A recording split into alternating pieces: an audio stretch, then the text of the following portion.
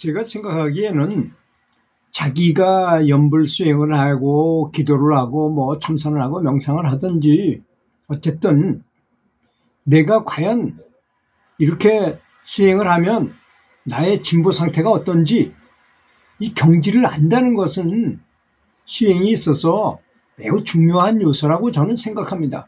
물론 그렇게 생각하지 않는 사람도 있더라고요. 때로는. 만약에 학생들이 학교에서 공부를 하면서 뭐 기말고사라든지 월말고사라든지 무슨 학력고사를 보지 않으면 학생들이 얼마나 실력이 늘었는지 안 늘었는지를 분간하지 못할 거 아니겠습니까? 근데 그걸 아주 싫어하는 사람들, 그런 선생님들도 있어요. 왜 그렇게 애들을 줄을 세우고 뭐 하느냐, 이렇게 막 그거 따지면서 시험 보는 거를 방해하고 막 못하게 하는 사람도 있어요. 영적인 세계도 똑같습니다. 이제 엄격하게 관리하자면 내가 얼마나 이만큼 연불 했으면 이만큼 진보했고 이런 걸 정확하게 아는 게 좋잖아요. 그건 너무나 당연한 거 아니겠습니까? 근데 어떤 사람은 그런 걸 봐서 뭐 하느냐. 그거 없이 그냥 나는 그냥 꾸준히 무조건 전수연불을 하겠다 이런 분도 있겠죠, 물론. 또 본인이 스스로 하고 있는 연불 수행 방법이 옳은 것인지 그른 것인지에 대해서 제가 여기서 말하는 옳고 그르다는 것은 연불이 옳고 그르다는 뜻이 아니고 연불하기 전에 마음가짐, 연불하기 전에 마음가짐과 연불한 후의 마음가짐, 연불할 때의 마음가짐을 말하는 것일 뿐입니다. 마음가짐에 대해서 얘기하는 거지 연불 수행이야 뭐 정평이 나 있고 공중된 방법 아니겠습니까? 2600년 동안이나 계속 이어져 내려오고 수많은 감옥록을 가지고 있고 극락왕생하신 분들도 많고 그런 거 아니겠습니까? 그러니까 그거에 대해서는 뭐 이견의 여지가 없다고 저는 생각하는 사람입니다. 그럼에도 불구하고 수행하는 방법, 마음가짐, 태도, 준비사항, 뭐 환경 이런 것들에 대해서는 그것이 옳은지 그른지를 알아내는 것은 대단한 중요한 일이라고 생각합니다. 또한 제가 많이 말씀드렸다시피 어떤 사람에게는 지정보살이 맞을 수 있고 어떤 분한테는 관세음보살이 수행을 하는 게 더 맞는 사람도 있고 어떤 사람은 아미타부 부처님을 부르는 것이 더 맞는 사람도 있더라는 것입니다. 그 인연이라는 거잖아요. 바로 그런 것이.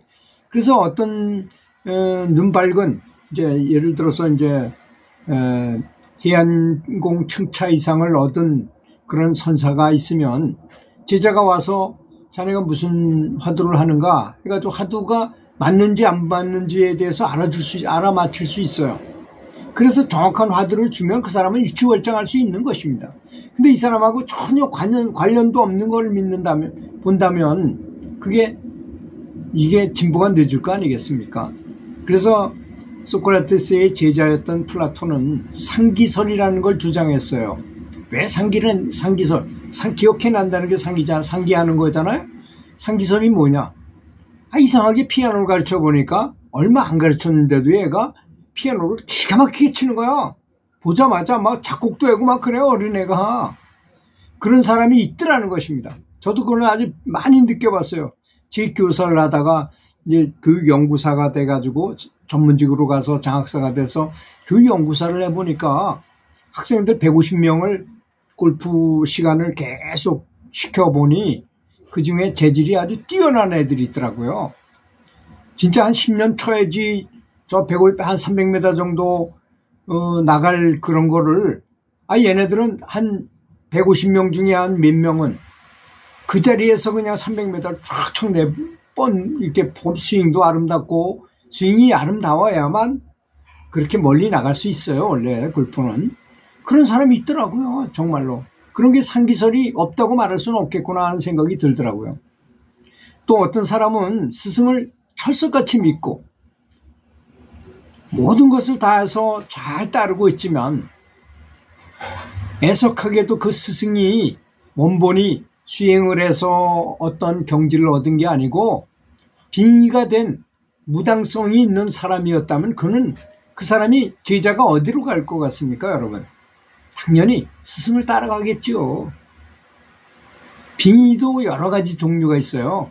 빙의가 어깨 이하에 있는 곳으로 신체의 어깨 이하에 있는 부분으로 이렇게 빙의가 된 사람들은 저금령이 들어온 것입니다. 그분들이 저금령인지 아닌지는 그 무속인이 하는 말을 들어보면 알 수 있다 그래요. 아주 야 이년아 왜 왔어? 너 주머니 속에 저 돈 5만 원 있잖아, 10만 원 있잖아, 이런 걸 막 진짜 경박하게 얘기하는 영들은 다 저금령이라고 볼 수 있겠죠. 반면에 머리 부근으로 들어온 그런 경우에는 고금령이라고 합니다. 그런 분들은 대단히 총명하고 너무나 자비스럽고 남의 병을 고쳐주거나 남이 일을 잘하게 해준 것을 아주 좋아하고 남을 돕기를 좋아하는 성향을 가지고 있다 그래요. 그런데 이제 고금령은 그래도 괜찮겠지만 그들은 그렇게 반감을 갖거나 다른 사람을 해코지하려거나 그러지는 않겠지만 하금령인 경우에 무엇을 물어보면 대답해주는 대가를 받을까요? 안 받을까요? 대가를 100배 이상으로 받아요. 이게 지금 현실에서도 그렇잖아요. 이제 돈을 은행에서 빌리면 담보도 제공하고 아주 복잡하지만 이자만 내면 되지만 깡패 같은 고리대금업자한테 돈을 빌렸어. 얼른 빌려줘요. 그런데 엄청나게 10배로, 이자를 10배로 받고 안 주면 죽이려고 덤빕니다. 정말로. 그래가지고 자살한 사람들이 많이 있어요. 세상에는. 그런 거와 같은 이치인 것입니다. 그러니까 무속인을 찾아가거나 이런 거는 정말로 조심해야 될 일이라고 저는 생각합니다. 그러니 그런 정황을 정확하게 파악하는 것은 대단히 중요한 것이죠. 다시 말씀드리자면 자기가 얼마큼 진보했는지. 여러분 이렇게 제가 이렇게 얘기하니까 좀 이해가 안 가는 부분이 있지 않습니까? 여러분들 어떻게 그럼 진보하는 걸 알 수 있느냐 이렇게 질문하실 것입니다. 이 사람은 그런데 걱정할 필요는 없는 게 영안이 열린 사람이 있어야만 되는 내용이에요. 저는 그런 사람을 많이 양산해가지고 주변에 많이 두었었기 때문에 옛날에 이제 보지 않아도 이제 어느 정도 알 수 있는 상황이 됐어요. 그러다 보니 사람이 이렇게 7군데 에너지 센터가 있잖아요. 척추를 따라서 있어요. 맨 아래는 꼬리뼈에 있는 데 하나 있고, 그 다음에 하단전 있는 데 한 군데 있고, 배 가운데 하나 있고, 가슴에 하나 있고, 목 뒤에 하나 있고, 이마 가운데 하나 있고, 백회에 하나 있어요. 이렇게 7군데의 차크라가 있습니다. 그 차크라가 얼마나 진보됐느냐를 영안이 열린 사람이 보면 즉각 알 수 있습니다. 그런데 놀랍게도 수행한 사람은 깨달음을 얻은 분들은 한 40cm 정도 되는 큰 빚을 가지고 있는데 반해서 수행을 전혀 하지 않고 그냥 동물처럼 이렇게 살아가는 사람들은 여기에 있긴 있는데 흑점이에요. 까만 점에 불과합니다. 근데 수행을 좀 어느 정도 하면 이게 점점 커져요. 커져가지고 나중에 이제 꽤 커지면 여기 연꽃 같은 문양이 생겨요. 아지나 차크라에 그 인터넷에 찾아보시면 그림이 있잖아요. 무슨 연꽃 문양 같이 생긴 그런 문양이 생겨납니다. 그 정도 돼야만 그래도 수행자라 할 만하지요. 그렇지 않습니까? 그 차크라마다 다 그런 게 있는데 하단전에다 하는 거는 너무 늦어요. 이 눈썹 이하는 다 배설기관입니다. 눈썹 위가 정토예요. 정토.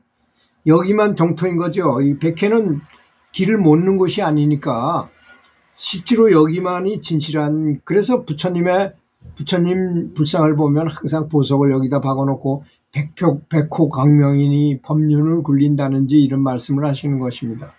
법륜을 굴린다는 말이 뭡니까? 여기가 활성화돼 가지고 빛의 바퀴처럼 돌아가는 것처럼 보이기 때문에 법륜이라고 한 것입니다.